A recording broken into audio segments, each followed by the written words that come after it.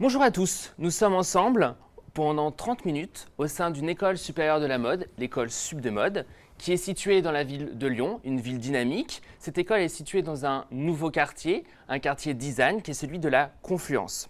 Alors pendant ces 30 minutes, vous allez pouvoir connaître tout de cette école, savoir comment accéder à celle-ci, quelles sont les formations qui y sont dispensées et enfin aussi connaître un petit peu la vie de l'école, savoir comment les étudiants vivent au sein de celle-ci, comment on s'organise au sein de l'école. Avec des parcours très professionnalisants, Sup de Mode, elle accompagne ses étudiants pour un futur professionnel très clair et précis. Avec moi, j'ai la chance d'avoir le directeur de l'école, Monsieur Djamal Amouche. Monsieur Djamal Amouche, pouvez-vous nous présenter un petit peu cette école ? Oui, d'abord, merci Raphaël de cette présentation. Alors, ce Sup de Mode est une école qui existe depuis 1952. C'est une école qui a été créée par une première d'atelier de la maison Dior. Donc, je vais vous raconter une petite histoire, puisque le storytelling est important. C'est Madame Blanc, dans le quartier des Nez, en 1952, qui avait un petit atelier pour occuper les jeunes filles de bonne famille à créer leur trousseau. Voilà, ça a démarré comme ça. Et d'atelier et de fil en aiguille, c'est le cas de le dire, cet atelier est devenu un centre de formation. De centre de formation, c'est devenu une école. Donc on accueille ici à la Confluence, donc un quartier dynamique, un peu plus de 230 étudiants sur lesquels on les forme au métier de la mode et de la mode avec un grand M. D'où viennent ces étudiants ? Alors, on a des étudiants qui viennent de divers horizons, puisque sur ces 230 étudiants, on a un peu plus de 15% d'étudiants d'origine étrangère. Alors là aussi, c'est assez intéressant de voir un peu les origines, puisqu'on a des étudiants qui viennent de par le monde.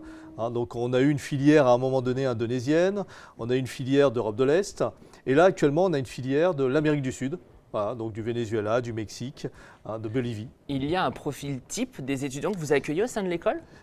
On ne parle pas de profil type, on parle plutôt, on est sur des métiers passion. Donc vraiment l'école est ouverte à tous les étudiants passionnés de la mode, donc des étudiants qui viennent de divers horizons, aussi bien d'un bac général, d'un bac professionnel, voire même de la reconversion. Donc on a effectivement des personnes qui sont en reconversion donc professionnelle. Des personnes un petit peu plus âgées ? Exactement.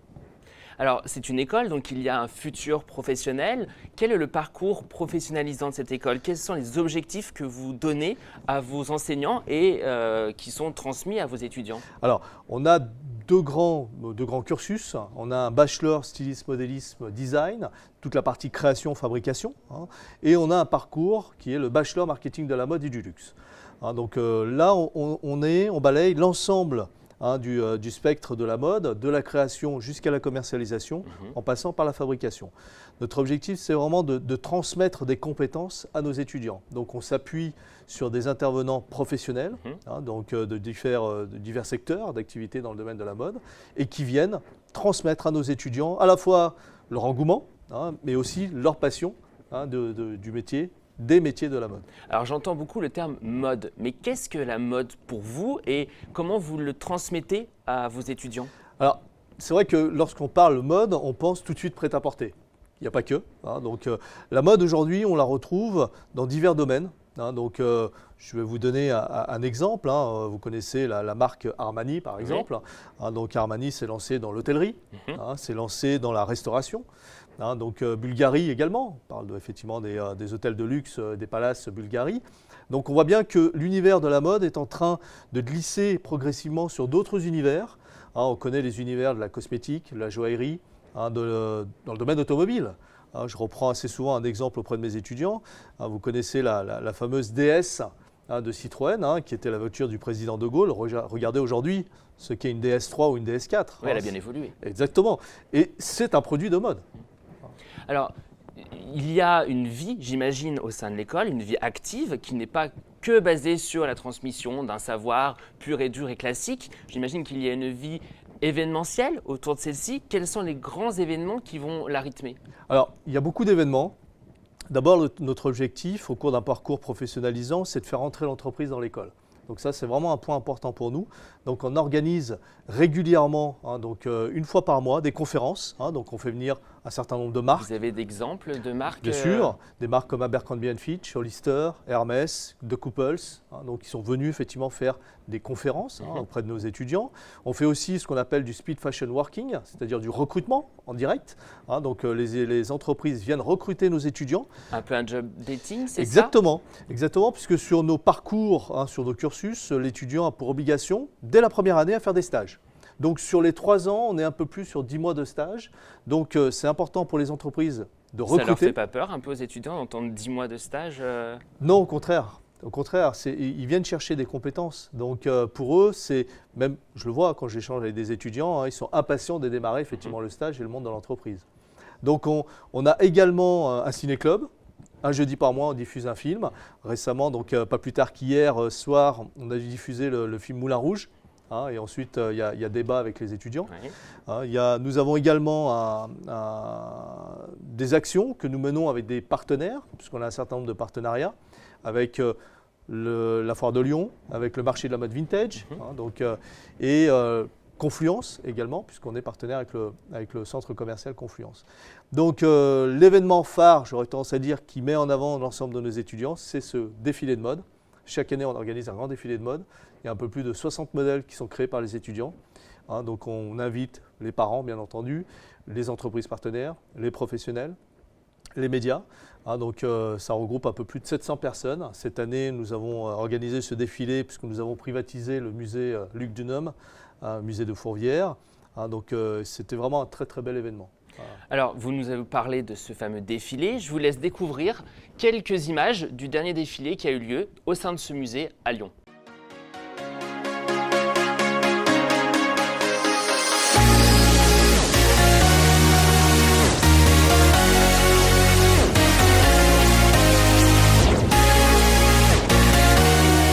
On a dû choisir 3 secteurs qui nous plaisaient, on devait faire 3 dessins par secteur et après on a choisi celui qui nous plaisait le plus et qui allait le mieux avec le reste du défilé.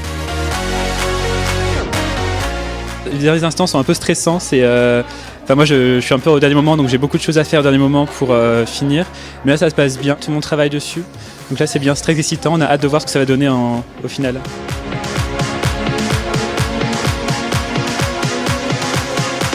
On a toujours l'appréhension, on ne sait pas comment ça va vraiment défiler, comment ça va prendre la lumière, s'il y aura un souci au dernier moment, quand ça va passer.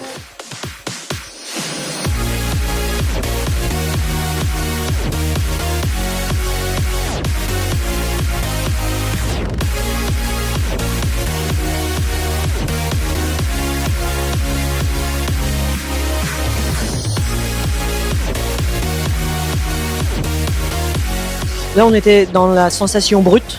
C'est-à-dire que l'on s'est intéressé à une matière, donc la terre, le verre, l'acier. Ça représente plusieurs mois de travail, depuis la partie recherche créative, dessin, les essayages.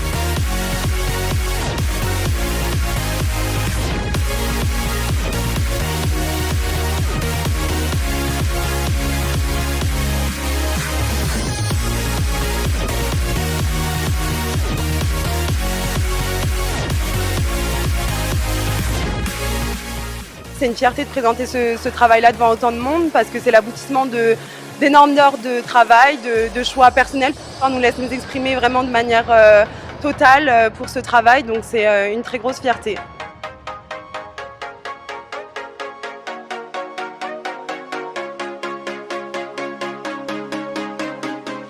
C'est un moment qui est important pour les étudiants, pour leurs familles qui sont présentes, l'ensemble du corps professoral et des responsables de l'école. C'est l'aboutissement d'une année complète de travail et de plusieurs semaines de stress dans la période qui précède le défilé.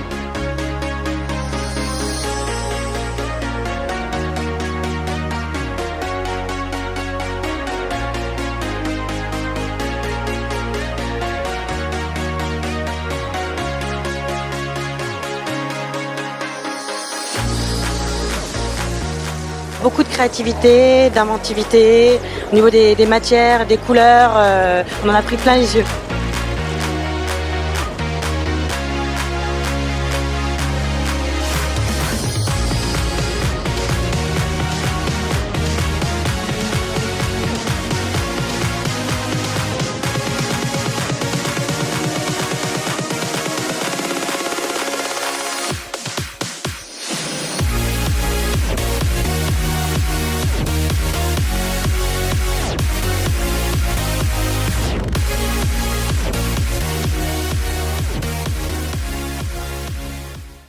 Alors, après ces quelques images du dernier défilé de l'école Sub de Mode qui s'est située à Lyon, dans un quartier très spécial, le musée Luc Dounoum, nous accueillons avec nous le président du comité de perfectionnement de l'école, qui est M. Pierre-Jacques Brivet, ainsi qu'une enseignante de l'école, Mme Hélène Bertin. Merci d'être avec nous pour ces quelques minutes d'entretien. J'aimerais avoir un petit peu votre avis sur ce dernier défilé, Pierre-Jacques. Bonjour. Alors, le dernier défilé, moi, j'ai été vraiment très agréablement surpris par la dynamique du défilé. C'était un défilé qui était entraînant, qui a été entraîné. On avait l'ensemble du public était très impliqué dans le défilé. Et puis le lieu est un lieu emblématique parce que mettre la mode au musée, ça a énormément de sens. La mode, on a une approche historique, on a une approche patrimoniale. Et donc, proposer à une école et à des étudiants de défiler dans un musée le plus ancien de Lyon, l'ancien musée gallo-romain, ça a énormément de sens en termes d'histoire de la mode. Vous êtes président du comité de perfectionnement de l'école, président de Mode à Lyon aussi. Qu'est-ce que ce comité a comme intérêt pour l'école et qu'est-ce qu'il apporte au sein de l'école ? Alors le comité de perfectionnement, c'est un peu le moteur pédagogique de l'école. Il rassemble l'ensemble des directeurs pédagogiques et des responsables pédagogiques des diplômes, bien sûr la direction générale de l'école et son propriétaire, qui sont rassemblés autour d'entreprises, qui sont là finalement pour valider et enrichir les grandes orientations pédagogiques de l'école. Soutenir l'école, ce sont les entreprises qui accueillent régulièrement les étudiants en stage, les insèrent professionnellement à l'issue de leur formation. Et puis, c'est avec eux qu'on règle un petit peu le rythme de vie de l'école, les grandes périodes de stage. On peut avoir des débats sur est-ce que les stages sont mieux placés en milieu d'année scolaire ou en fin d'année scolaire. Les contenus pédagogiques aussi. Quand l'école a renforcé les enseignements sur les matières textiles et les connaissances textiles, c'est à la suite d'une remarque qui avait été faite en comité de perfectionnement par des entreprises concernées. Donc c'est vraiment un moteur de la vie pédagogique de l'école. D'accord, alors vous parlez de vie pédagogique, donc les étudiants rentrent au sein de l'école pour acquérir des compétences, ils veulent intégrer un milieu professionnel qui est précis, qui est compliqué, j'imagine, celui de la mode, du luxe. Comment se porte ce secteur aujourd'hui ? C'est un métier qui est précis, comme vous l'avez dit, mais c'est un milieu qui est exigeant. Et ce sont les meilleurs, ce sont les plus déterminés, ce sont les mieux formés qui trouveront leur place dans cet environnement. Le marché de la mode, il est en deux composantes. Un marché du luxe, auquel prépare également l'école.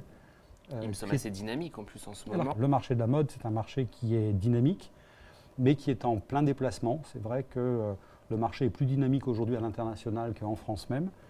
Donc on a besoin de jeunes qui soient mobiles dans leur tête et dans leurs jambes, c'est-à-dire des gens qui acceptent de se déplacer à l'étranger pour travailler, pour vendre, pour s'inspirer aussi quand on parle des filières de création. Et puis les modèles économiques se déplacent également. On est plus aujourd'hui sur de la vente en ligne, tout le monde le sait. On est donc sur une approche qui est plus, qui combine à la fois la vente physique et la vente digitale. Donc les débouchés sont très variés. Les débouchés sont très variés, sont nouveaux, et ça demande à l'ensemble de l'équipe pédagogique de l'école une vraie mobilité intellectuelle avec un cap résolument donné au figital qui mixte à la fois la vente en lieu traditionnel et la vente en ligne. Justement, on parlait de débouchés, je me retourne vers vous, Madame Hélène Bertin. Vous êtes professeure d'expression plastique et de design au sein de l'école. Quel élément pédagogique est le plus important, selon vous, pour que les étudiants puissent apprendre correctement au sein de cette école et puissent arriver à vivre leur expérience professionnelle dans les meilleures conditions ?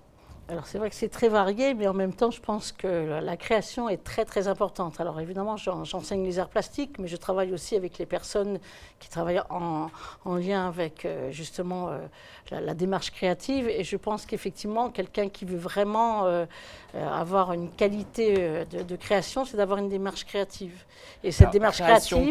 Qu'est-ce que c'est que la création ? Qu'est-ce que la créativité pour vous ? Et qu'est-ce que vous apportez aux étudiants ? Je pense que ce n'est pas seulement simplement savoir faire un vêtement, c'est aussi avoir un questionnement par rapport à la vie actuelle et d'avoir une démarche de création pour pouvoir être, justement, faire le vêtement du lendemain, de demain. Le but, c'est aussi de créer, donc d'avoir la démarche pour avoir le vêtement du futur, on va dire. Et comment on procède avec l'étudiant pour lui montrer un petit peu le vêtement de demain, vu que vous êtes là pour donner peut-être certainement une dynamique à l'étudiant, comment vous procédez ? Alors, il faut déjà avoir une culture vers l'extérieur sur tout ce qui est artistique. Alors, alors art contemporain évidemment, mais la musique, le théâtre, avoir une culture large et s'inspirer vraiment de la vie quotidienne et de tout ce que ça peut donner comme envie pour porter le vêtement qui va être à la fois fonctionnel, mais aussi avoir une nouveauté dans la matière textile, dans la façon de le porter. Et donc, on a une démarche à la fois d'expérience et puis après, évidemment, de prototype et de création. Et comment les étudiants arrivent à acquérir tous ces éléments qui semblent en fait très diversifiés, très complexes en plusieurs années, en une année? Comment ça se procède un petit peu au sein de l'école? Alors, il y a plusieurs phases, hein, évidemment, mais il y a la partie expérience. Moi, je pense que la partie expérience est fondamentale. Donc, recherche, matériaux, recherche, nouvelles technologies, le numérique, la vidéo, enfin bref, tout ce qui est actuel, ça c'est important. Et puis, je pense aussi que les projets vers l'extérieur, alors on essaye toujours de mettre de la place pour avoir des choses avec des professionnels, pour qu'il y ait des projets à l'extérieur de l'école. Est-ce que vous avez un exemple à nous donner, par exemple, qui vous vient à Oh, il y l'esprit en a comme ça? multiples. C'est vrai que, bon, il y a eu quand même plusieurs projets. C'est vrai que moi, je fais des liens, pas forcément toujours avec la mode. D'ailleurs, hein, on a travaillé par rapport à la francophonie il y a quelques années. On revient un petit peu à ce qu'on disait tout à l'heure, le lien entre mode. Oui, enfin, moi, je fais beaucoup de liens, puisqu'on est en art plastique, je ne fais pas seulement mode. Donc, je fais beaucoup de liens avec d'autres projets. Donc, il y a eu l'écriture, il y a eu... qu'est-ce qu'il y a eu? Il y a eu effectivement avec la musique, il y a eu des tas d'autres projets qui ont été faits avec justement un regard de personnes professionnelles qui permet d'avoir un autre regard que l'enseignant pur et dur sur la création. Pierre-Jacques, Monsieur Hamouche, vous qui êtes un peu dans le comité de perfectionnement, directeur de l'école, est-ce que vous sentez une évolution aujourd'hui, depuis quelques années, dans la manière pédagogique d'aborder les nouveaux questionnements de la mode? Est-ce que les enseignants, vous les influencer un petit peu à avoir un autre regard pour transmettre ces connaissances aux étudiants, ou les laisser assez libres au sein de l'école? D'abord, il faut que l'école soit complètement ouverte à son environnement, et elle l'est résolument. Ensuite, Lyon n'est pas une ville de mode, elle n'a pas vocation à l'être, mais c'est le berceau des industries créatives. Et la transversalité que vous évoquiez tout à l'heure est extrêmement importante. C'est le berceau du cinéma, c'est le berceau de la cuisine, c'est le berceau de courants littéraires ou musicaux importants. Donc cette transversalité est essentielle, et je pense que la ville et le berceau historique des industries créatives doivent être ouvertes sur l'école, qui est aussi la plus ancienne école de mode de Lyon, et qui a cette double culture, à la fois produit, c'est plutôt la filière STM, et marché, et donc dans une ouverture extrêmement large de cet environnement. On a effectivement, la notion de transversalité est importante. Donc au sein de Sub de Mode, nous mettons tout en place pour faire travailler l'ensemble des étudiants, quelle que soit la filière. Je vous donne pour exemple, on a fait travailler nos étudiants sur une problématique d'un restaurateur étoilé, d'un chef étoilé qui est Christian Tête-Doigt. Nos étudiants de stylisme modélisme et nos étudiants du bachelor marketing Modélux ont travaillé ensemble sur une vraie problématique donc de ce chef étoilé pour l'ouverture d'un restaurant à Phnom Penh. Donc il y avait tout un travail à la fois de communication, mais également de style qui ont été réalisés par les étudiants de ces deux programmes. Donc on voit bien effectivement de plus en plus on décloisonne, et ça aussi c'est important. Donc on le dit assez souvent, un Yves Saint Laurent ne serait pas Yves Saint Laurent sans un Pierre Berger. Et c'est vrai, c'est-à-dire que c'est pas tout de créer, c'est pas tout de fabriquer, mais il faut aussi commercialiser son produit. Je vous remercie tous les trois de ce moment que nous avons partagé. J'espère que ces quelques minutes ensemble vous ont éclairé un petit peu sur la vie de l'école. Et je vous laisse découvrir maintenant les étudiants parler de leur parcours et de la manière dont ils ont vécu leur année au sein de celle-ci. Sub de mode en un mot? Fun. Plaisir. Cool. Accueillant. Génial. Fun. Créatif. Rose. Nous sommes toujours à Sub de Mode, mais ici avec trois étudiantes qui nous ont rejoints. Hermance, Barbara, Géraldine, merci d'être avec moi pendant ces quelques minutes. Vous êtes issus de deux sections différentes, l'une en bachelor styliste modéliste, les autres en section design. J'aimerais avoir une première question destinée à Géraldine. Pourquoi avoir choisi, Géraldine, Sub de Mode? Bonjour Raphaël. Il y a 3 ans, quand j'ai décidé de faire ma reconversion professionnelle ici en France, Moi, je cherchais une école qui puisse me permettre un facile déplacement. J'habite au sud-est lyonnais, donc l'école était parfaitement placée dans un cadre assez sympa, comme c'est le quartier. Et je suis allée consulter avec une styliste à côté du village où j'habite. Elle a étudié ici, mais elle a été prof de stylisme dans des autres écoles. Et elle m'avait recommandé Sub de mode et un niveau de diplôme aussi. Et vous vous sentez bien dans cette école aujourd'hui? Oui. Aujourd'hui, c'est mon dernier jour de cours. Oui. Vous avez passé votre diplôme là aujourd'hui même? Aujourd'hui, j'ai passé mon oral de fin d'études où j'ai créé un projet de mode. Quel est ce projet? C'est une espèce de projet fictif, mais qu'on doit l'amener un peu comme si c'était un projet réel. Et on doit présenter une marque et une entreprise qui dans ce cas-là, il nous permet d'avoir toute la partie des compétences marketing, stylisme et modélisme. Et dans mon cas, j'ai présenté un projet de vêtements spécialisés pour les personnes qui se déplacent au fauteuil roulant. D'accord. Et c'était des vêtements techniques et adaptés pour la cible, mais aussi avec un côté moderne et pétillant. Vous avez insisté sur la notion de cadre de vie de l'école. Je me retourne vers Barbara. Est-ce qu'au sein de cette école et dans sa localisation, on s'y sent bien? Il y a une activité autour, une vie culturelle importante qui encadre le lieu? C'est vrai que près de l'école, il y a beaucoup de vie et c'est un quartier très chaleureux. Notamment avec le sucre où il y a des... Qu'est-ce que c'est exactement? Il y a des soirées où on peut aller après les cours et juste en dessous il y a la sucrière où il y a souvent des expos, photos ou des... Il y a eu la Biennale de Lyon l'année dernière par exemple. Vous y allez souvent avec plusieurs étudiants? C'est plutôt en petit comité? Ça dépend des fois. Des fois on y va avec des gens extérieurs à l'école aussi ou entre nous, c'est déjà arrivé aussi. Ouais. Et vous trouvez donc que cette école est bien située et vous permet ainsi une découverte culturelle nécessaire dans votre parcours d'étudiant et professionnel futur? C'est mieux que l'école soit située dans un quartier comme celui de Confluence parce que justement ça se développe de plus en plus culturellement et ça nous aide à avoir, juste avec les expositions par exemple, c'est hyper intéressant pour nous de voir le travail d'artistes. Ça influence un petit peu votre manière de travailler, d'acquérir les connaissances, c'est ça?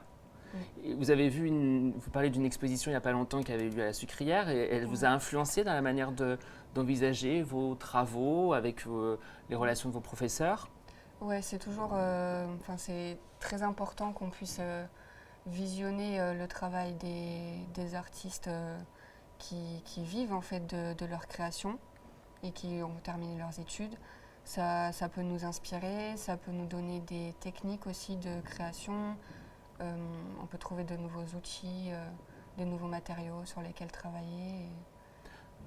Alors on parlait de vie active au sein de l'école et de son entourage. À l'école, il y a des événements importants, on en a parlé déjà précédemment.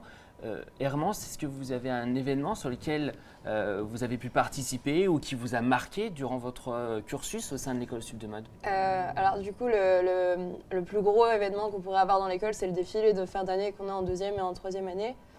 Moi, personnellement, pour les deux, j'y ai participé, beaucoup plus pour celui de cette année, parce que c'est vraiment... Comment vous avez participé à Du coup, pour le premier, je me suis occupée de la musique, et le deuxième aussi, beaucoup plus que le premier. Alors, je crois que vous avez une activité un petit peu aussi de DJ, c'est ça? Vous mélangez un peu les genres, en fin de compte. La mode, en fait, c'est quelque chose de varié pour vous? Oui, parce qu'en fait, moi, quand j'ai commencé ici, je suis arrivée très éclectique.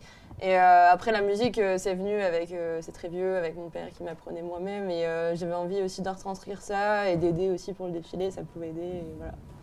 Après, c'est vrai que oui, j'ai un petit parcours atypique comme Géraldine. J'ai fini mes études aujourd'hui avec le même projet, mais pas le même thème. C'était quoi votre thème? Moi, je suis partie sur des vêtements streetwear, en fait, en lien avec le tatouage. D'accord. Donc c'est un milieu que j'aime beaucoup, que j'affectionne beaucoup, que je pratique bientôt et dont j'ai voulu retranscrire là-dedans. Et donc vous avez participé à ces défilés par 2 fois. La première fois à travers la musique. Et dernièrement, sur le dernier défilé, qu'est-ce que vous avez pu faire? Alors pour le dernier défilé, je me suis vraiment alliée avec Madame Farah, donc, qui était vraiment organisatrice Donc la du défilé. responsable pédagogique. Oui, c'est ça. Et du coup, en fait, j'ai fait la musique, donc c'est moi qui étais vraiment le DJ cette fois. Et en plus de ça, toute l'organisation, donc ce qui est du casting mannequin. Donc les mannequins, c'est des élèves de l'école, donc il faut les sélectionner, il faut prendre les mesures, les choses comme ça. Et aussi, après, dans la réalisation de la tenue, étant donné que moi, j'étais quand même élève en même temps et que du coup, j'avais le devoir de faire une tenue pour le défilé, comme l'année dernière. Donc, vraiment beaucoup de choses, mais en même temps, ça nous enrichit parce que ça venait de mon plein gré quand même. Mais en même temps, ça nous fait voir un peu plus le monde de la mode. C'est un travail collectif. J'imagine que vous n'étiez pas toute seule. Il y a d'autres étudiants qui ont participé à cet événement et ont dû certainement vous aider. Comment ça se passe lorsque vous travaillez ensemble? C'est quelque chose, vous vous réunissez régulièrement, vous en discutez? Comment vous vous organisez? Moi, pour la musique, personnellement, c'était assez, pas intimiste, mais en soi, je travaillais beaucoup avec Madame Farah.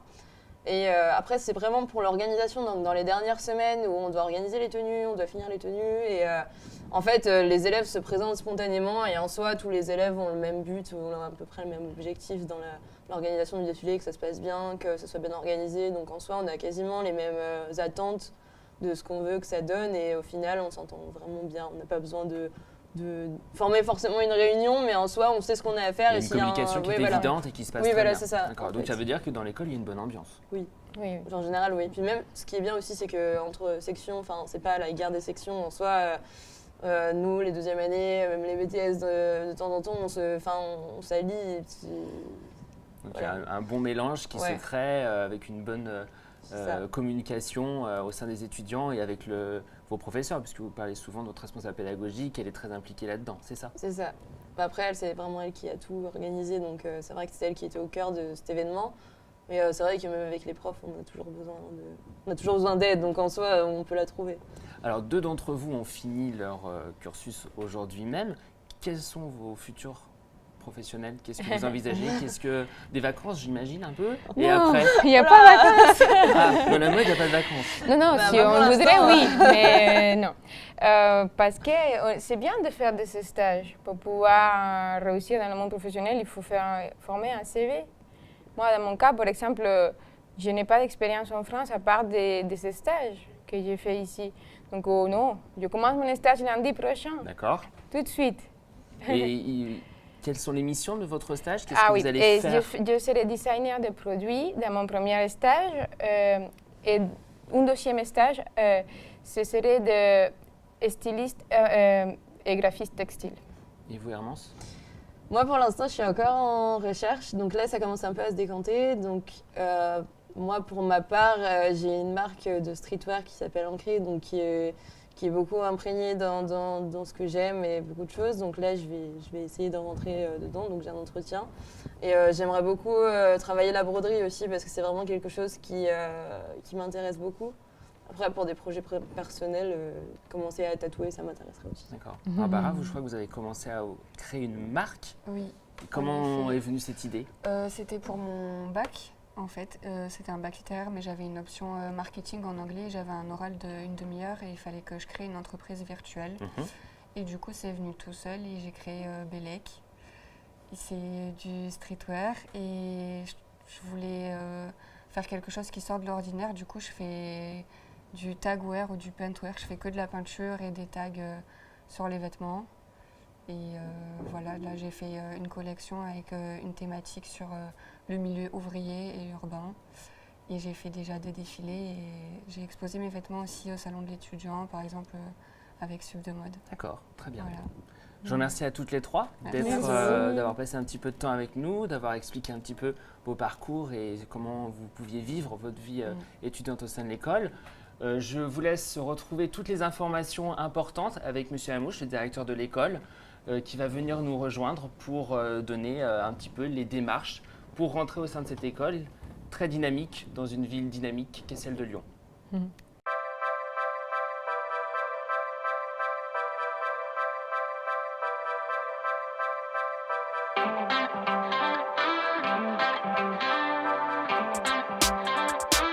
Alors, nous avons rencontré 3 étudiantes qui ont, pour 2 d'entre elles, fini leur cursus au sein de l'école. L'une lui reste encore une année. Elles semblent toutes les 3 très épanouies, avec un cursus et un avenir professionnel assez bien tracé. Dans de très bonnes conditions, l'année s'est déroulée. Mais alors, pour nos internautes, il est important de savoir comment avoir toutes les informations pour pouvoir s'inscrire au sein de cette école Sup de Mode. Monsieur Hamouche, comment fait-on ? Alors d'abord, merci Raphaël. Et effectivement, on vient d'écouter trois étudiantes de cursus différents. Donc c'est une vraie force au sein de l'école, c'est la proximité que nous avons avec nos étudiants. On parle d'épanouissement, on parle de passion. Donc ça s'est traduit effectivement au travers des échanges que vous avez pu avoir avec ces 3 étudiantes. Alors pour venir à Sup de Mode, c'est d'abord être passionné par les métiers de la mode et par la mode en règle générale. Donc les étudiants, les futurs étudiants, on a différents moyens pour aller à leur rencontre. D'abord, effectivement, c'est d'aller sur notre site, www.supdemode.eu, où l'étudiant peut effectivement avoir toutes les informations, donc sur l'école et sur le cursus, mais également de pouvoir télécharger le dossier de candidature. Donc il y a un dossier de candidature avec un certain nombre de pièces qu'on demande, qui sont clairement identifiées sur le site. C'est CV, lettre de motivation, les bulletins de notes, copie des diplômes. Donc une fois qu'on a le dossier qui est complet, nous allons effectivement rencontrer cet étudiant-là et lui faire passer un entretien de motivation. Donc il peut venir avec un certain nombre de pièces complémentaires, des créations, des réalisations, des books. C'est un élément important pour pouvoir rentrer dans l'école ? C'est un élément qui est important mais pas déterminant. Puisque là aussi on donne la chance à des personnes qui n'ont jamais touché une machine à coudre par exemple, ou qui ne savent pas comment ce qu'est un chevalet. Certains effectivement étudiants ne le savent pas. Donc on leur donne cette possibilité-là et cette chance-là. Au sein de Sup de Mode. Donc il y a un jury qui se réunit tout au long de ce processus et qui valide ces différentes étapes. Le jury est composé d'une responsable pédagogique, de moi-même et d'un professeur référent qui va valider effectivement ou pas ce candidat pour intégrer nos différentes formations. Donc le site internet est une première phase. Deuxième phase, c'est qu'on participe à tous les salons d'étudiants en région. Donc là aussi c'est important, ça nous permet de rencontrer les étudiants, de rencontrer aussi les parents. Nous avons des journées portes ouvertes, des GPO, qui sont aussi parfaitement identifiées sur notre site. Des matinées d'information, tous les 15 jours, l'école est ouverte et on donne la possibilité aux gens de venir nous voir.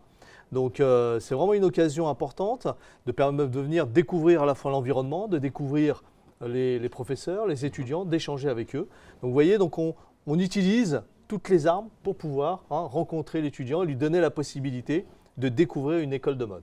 Merci Monsieur Hamouche pour toutes ces informations qui sont très importantes. Je vous rappelle que vous êtes directeur de l'école Sup de Mode. Si vous voulez avoir plus d'informations, je vous laisse regarder le site internet qui s'affiche en bas de votre écran. Et je vous souhaite une excellente journée et à très bientôt chez Sup de Mode.